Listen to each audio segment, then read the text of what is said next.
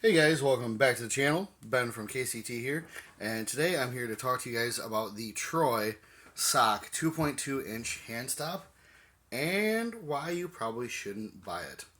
Before we get into all that though, go ahead, like, share, comment, and subscribe, as that does help the channel out, and it is a really good way to piss off the man. So, with that out of the way, let's go ahead and take a look at what this is. It is a quote unquote hand stop that is 2.2 inches long, hence the name.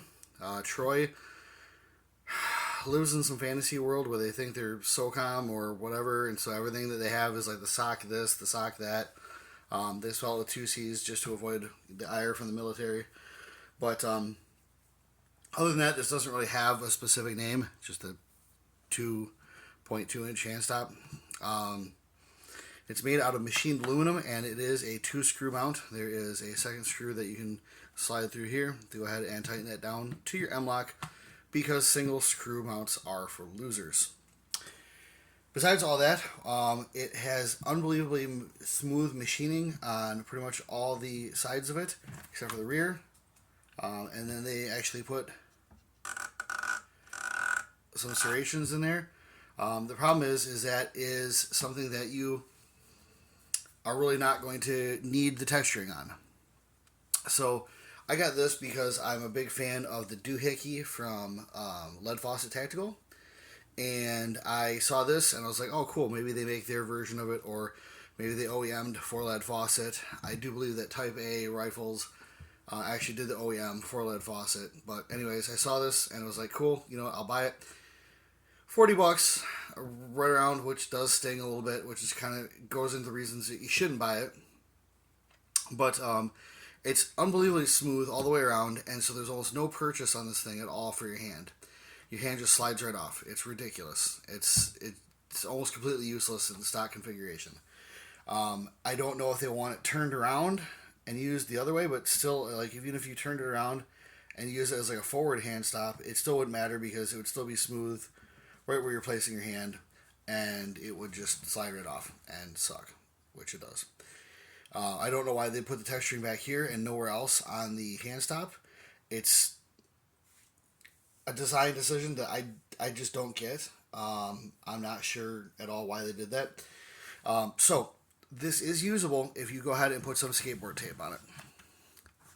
As you can see right here, we went ahead and put a nice strip of skateboard tape or grip tape on there, and so now it works good. You can go ahead, and then the way I typically use it is, and I can swap hands here, kind of like this, so it'll kind of fill my hand more. So being right-handed, left hand goes ahead and grabs onto it like that. There we go. You can see how that all works. I guess you could go further down, but it doesn't feel very comfortable. Again, I liked it because I thought the doohickey was pretty cool. This thing is not all that great. Guys, got a cold, excuse me. But, you know, it is what it is. It's a couple ounces, I think, like 2.5 ounces, something like that. So it's not super heavy, but at the same time, again, it's not super, you know, it's not a piece of polymer that's super light or anything like that. So, if you like your grips slippery with no traction, designed with a very baffling curvature and grip texturing, this is probably the grip for you if you're a normal person and you don't like that. You like a grip with some sort of texturing. I would say avoid this grip. It is available in black and flat dark earth. I went ahead and got the FDE version just because FDE is pretty boss. But other than that, there's really not a whole lot to say about it. I really had high hopes for it. The minute I mounted it on my rifle, I was like, wow, this thing is absolute dog shit. It slides all around. I put the skateboard tape on there, and now it kind of works. But it's still just kind of sitting on my gun, mostly because I paid a decent chunk of money for it, and I kind of feel like I have to get some sort of value out of it. At $40 around there, it is just too much money for what it is.